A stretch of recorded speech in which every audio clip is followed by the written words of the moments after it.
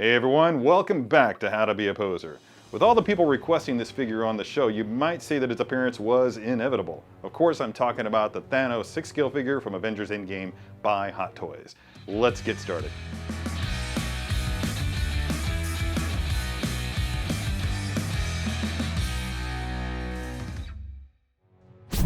Alright, here it is, the Hot Toys Thanos 6-scale figure from Avengers Endgame, still in his box, exactly the way he's going to come to you. Comes complete with this double-bladed sword, 2 portraits, an Infinity Gauntlet or 2, as well as a wide assortment of hands. Can't wait to see what I can do with all this stuff, so let's get started. Alright, here he is. The Mad Titan, Thanos. Wow. I'm just going to take a moment here to marvel at this portrait. It's really good, guys. Yeah, it's just about perfect.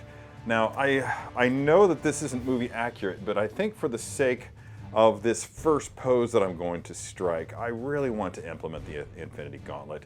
It is Thanos, after all, and we just need, I think, to do some Elseworlds kind of thing here with him.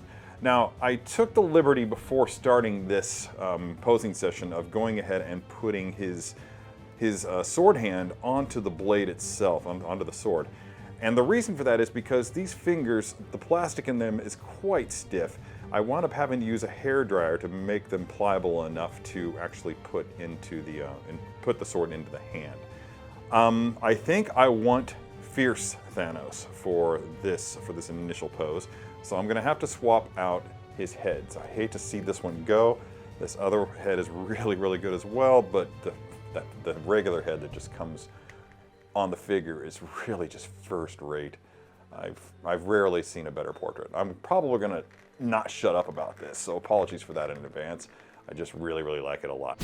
All right, let's go ahead and pop this hand off. This is really stiff, and that's fine. Harder plastic holds better edges, and that's probably why we have this really cool looking face. Now on this side, the vambrace will slide off when we take the fist off, if you wanted to. But this vambrace is actually attached to the forearm underneath. So we'll have to actually use some pressure. This probably is a job for poser vision. And you can see that pops right off. You've got a ball joint right there, as well as a key for it right there in that forearm. Let's move that over here with the other pieces that we're not going to be using. And I'm just going to go ahead and, while I'm disassembling, I'm going to go ahead and take this fist off and move it over there as well. All right. Wow, look at him hold his balance like that. That's pretty sweet. I'm going to save this helmet for last. Let's go ahead and get the Infinity Gauntlet onto the arm. I'm going to rotate that around here so that you guys can get a better angle on it. And the ball joint, once again, just like with the other forearm that we removed, goes right into the gauntlet hand. Pop goes the gauntlet. I almost said weasel. That just wouldn't have been as cool. And the final touch here is the sword hand. I'm going to slide that, pop that right onto his other ball joint. I'm not feeling that pop happen. It's just really tight, so I'm just going to have to wiggle it back and forth until it goes in. Seems to be holding solid, and there we go. All right, now that I have him pretty much all the way dressed, I can start working on this pose. When I first saw this figure, just go ahead and get the helmet on here, by the way. Look at that. You want to be careful not to have it too far back, looking like he's tipping his cap. That point is going to come all the way down. He's going to have those eyes just barely peeking out from underneath the brim of that helmet. Yeah, you want that to be, those tips of the lower parts of the helm to be below his chin. When I first saw this piece and I saw this armor, I thought, oh, there's no way in hell that I'm going to be able to get any torso twist out of this. I couldn't have been more wrong. It twists quite nicely. Just as much as it needs to for my purposes at any rate. So I'm just going to go ahead and start with a torso twist. See how far it'll go. Cool. And then I'm going to see how far back I can bend him at the same time, because I'm going to be doing some fun stuff. Yeah, okay, this will work. I want this leg coming forward. So raise that, and bend it at the knee, and make sure that foot's nice and flat. Let's bring this leg back a touch. That's already kind of nice. I kind of dig it. Again, just twisting that torso and bending it down. I want this line, this parallel line of these pauldrons to be broken and this end to be lifted. You'll see why in a second. Speaking of lifting, magnets.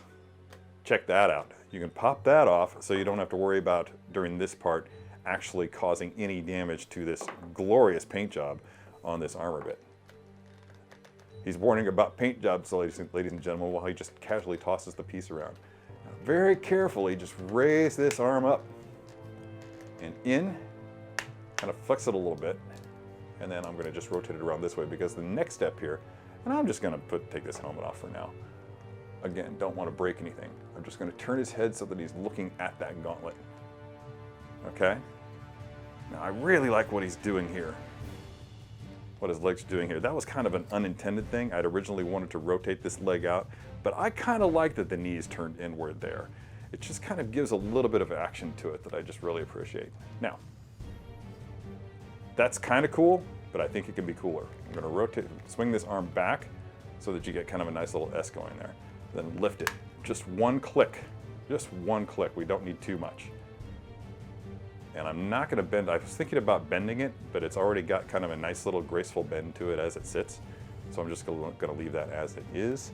Now you can see that that neck and the head are separated because of the extreme angle that I've given the head there. But I think, could be wrong. Yeah, I was kind of hoping that would be hidden, and it is, significantly, by the addition of the helmet. Yeah, look at that. Just about got it. I don't want that head turning, there we go. I didn't want that head just to be leaning back like this. It just kind of makes him look like he's just throwing his head back, maybe maniacally. That might be, this might be just an aesthetic choice, but I don't want it to be leaning back that much. I want his stare to be intent, really glaring at that gauntlet. He's got his prize, he's got all the stones. Now, this is where the fun begins. I love playing with hands, with 6-scale hands, with the ones with posable fingers.